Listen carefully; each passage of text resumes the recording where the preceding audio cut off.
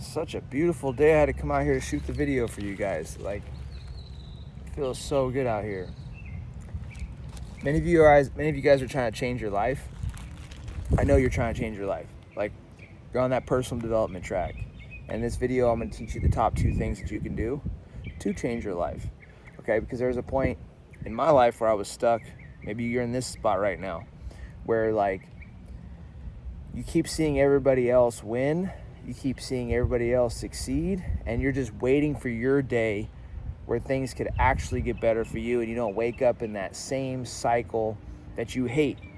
Like, I remember waking up, going to work, coming home, and this might sound like you, right? You wake up, you do work, at the end of the day, you go to sleep, you wake up, and you're like, shit, I'm still living this fucking life that I'm in, and I'm just waiting, when am I gonna break free? Well, I was in that spot, so this is what you do. If you guys are new to the channel, I'm Jeremiah Sullivan, former Army Ranger. Before I was an Army Ranger, I was a quitter. I was a college dropout. I gave up on my dreams, and I was a drifter. And I decided to turn it all around. I started learning from quality mentors, and I started pushing myself and challenging myself. And that led me to becoming an infantry officer, Ranger in the 75th, and then infantry commander. Now today, I coach leaders. But let's just dive into the video. Guys, so changing your life, okay? That my mentor used to call it the doom loop. If you're in the doom loop where you wake up, you go to work, you come home, you crack a couple beers, you go to sleep. Everybody has their vice. Maybe it's not beers, maybe it's something else, but you escape at the end of the day. You don't even like your life, okay?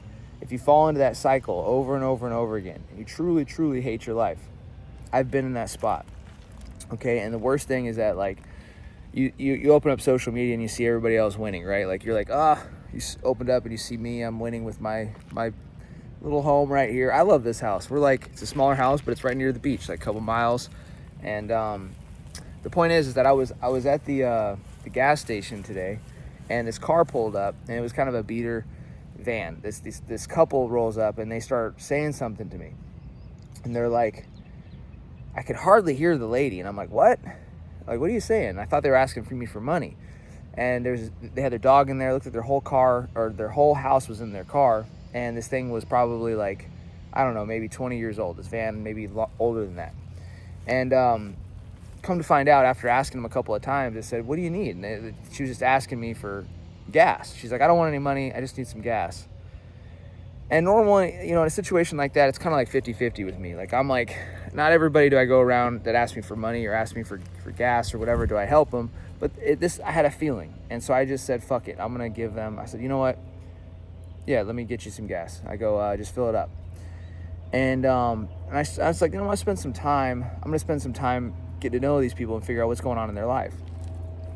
So there's a guy in the passenger seat, and I make eye contact with him, and I'm like, well, what's going on? What's your guys' story? And they both kind of started deflecting and not really taking ownership of what had gone on. But from what I could tell, they're being very deceptive. They wouldn't really tell me the details of what had gone on. But the guy confessed that they had gotten kicked out of the last place that they were living. The girl had said they had gotten kicked out, but they wouldn't really tell me why. And they kind of just diverted the conversation anytime I asked. Well, I could tell that he was deflecting, but I just wanted to hear a little bit about their perspective and kind of see where their frame of mind was. Because I could tell they were in a bad spot like I used to be. Now, I wasn't living out of my car, but that's what they were doing. And they had the same look in their eyes, though. I remember looking into the guy's eyes, looking into the girl's eyes, and being like, man, they hate their fucking life. And they are looking for help, man. They really are. I looked into his eyes, and I could see a little bit of victim inside of him. I looked into her eyes, and I could see a little bit of like, please help me. I don't know what to do. I feel lost. And he was kind of like, his vibe was the complainer, right? Which we've both had these type of personalities in us before. We've been the victim, where we blame everybody else for our problems. We say that everybody else, we didn't get kicked out because we didn't do anything wrong. We got kicked out because they're the problem. And then the girl, we've been in her spot where we just threw our hands up and we're like, oh, I don't know what to do. I'm so helpless. But the reality is, it's like Napoleon Hill said, the person that can change your life is you. And so anyways, I was trying to figure out their story, and I told them I wanted to really help. And this is going to be loud for a second, but I'm going to try to get to the point here.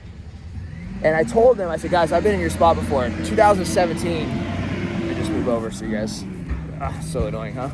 2017, I was like, before I was driving this, because I had the Lambo when I was right there. That thing is so loud.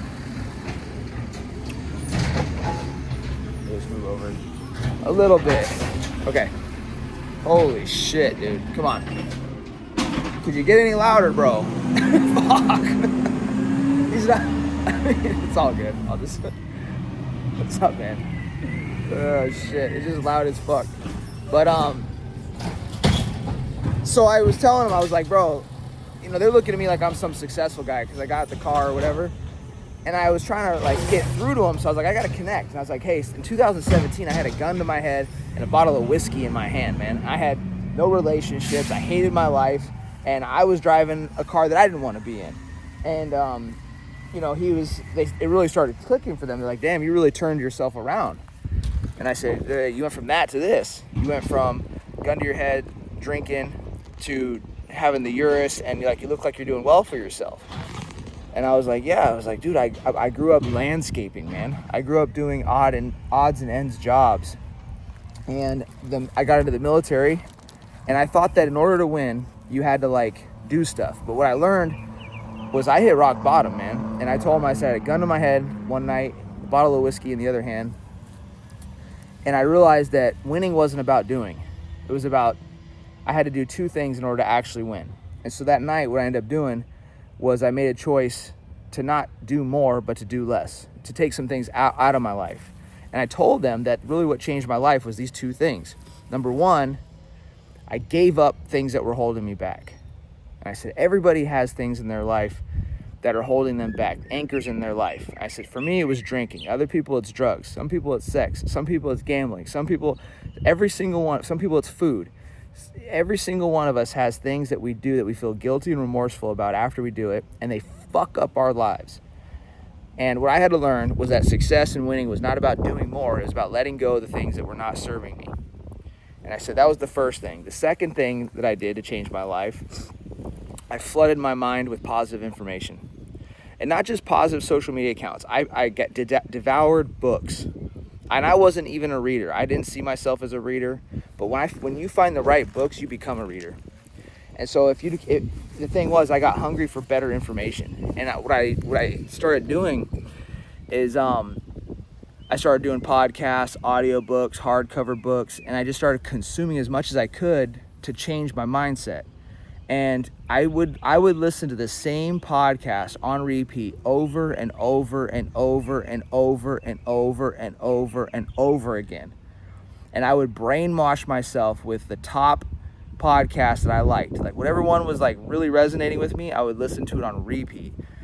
And I continued that behavior for a really long time. I tried not to go to too many different sources of podcasts, too many different sources of people that had mentorship programs and were in that type of industry. I tried to pick 2 to 3 people that I really resonated with. And I just tried to study everything that they said, went through all their free content. And then as I got myself, and it worked for me, I got myself into a better spot. I started investing in myself. Spent a little money here, spent a little money here. So the whole point is that these 2 things will absolutely change your life if you're in that cycle, in that doom loop. And that's number 1, you gotta give up the stuff that's holding you back, guys. If you're a business owner, if you're a high achiever, if you are anybody in the world that's trying to go somewhere higher, there are things in your life, if you let go of them, you will move so much faster. And it will be effortless. Things will just happen for you. I promise you. Try it for a year. Try for 1 year to give up one bad habit that is messing you up in life. Do it for 1 year. Do it for a month. Do it for a week. Just watch what happens when you give it up for 1 week, 1 month, 1 year. You pick the time frame and you do it. And prove me wrong. Prove that giving up the anchor in your life, it could be a person in your life. Give up that thing, whatever it is, give it up for a short period of time and tell me it doesn't make your life better. And then number 2, Don't consume all the information. Pick a couple of sources where there's a lot of information, a couple of authors that you really like, a couple of podcast hosts that you really like, a couple of, like, if you like my stuff, then dig deeper into my stuff. But if I'm not for you, find somebody else and that you really resonate with. Look at their results in their life, look at their character, and ask yourself if you want to be that type of person. If you don't be fooled by the freaking cars and the houses and things like that. Like, you know, model somebody's character. That's the most important thing. Okay. You guys have seen me consistently post on YouTube now that I'm up on YouTube. On Instagram, I've never missed a post, and that's the type of shit that I admired when I was watching somebody that never missed. So point being is, make sure that you're reading between the lines. It's like a pretty girl, right? Like, when you look at a pretty girl, if all you see are the looks, you're missing the whole value of the person. Like, yeah, you want the pretty looks, but don't be enamored, don't be fooled by the looks. Like, what's inside? What's her character like? What's her values? Like, what type of person is she? Because I have met some ugly ass pretty people in my life, and I'm sure you guys have too. Looks don't impress me. Money doesn't impress me. Accolades don't impress me. Your character impresses me. Who are you when no one's watching? What values do you have? And if you have the right values, you tend to have everything else. Like, everything else in your life eventually starts coming up too. But guys, that's today's video. The 2 things that change your life is, number 1, cut the anchors in your life. Number 2 is brainwash yourself with positive information. Just make sure you're getting good quality information. It's like one of my favorite quotes: you can't read all the books, but can you read the right books? All right, guys, I love you guys, and we'll see you in the next video. Conquer all.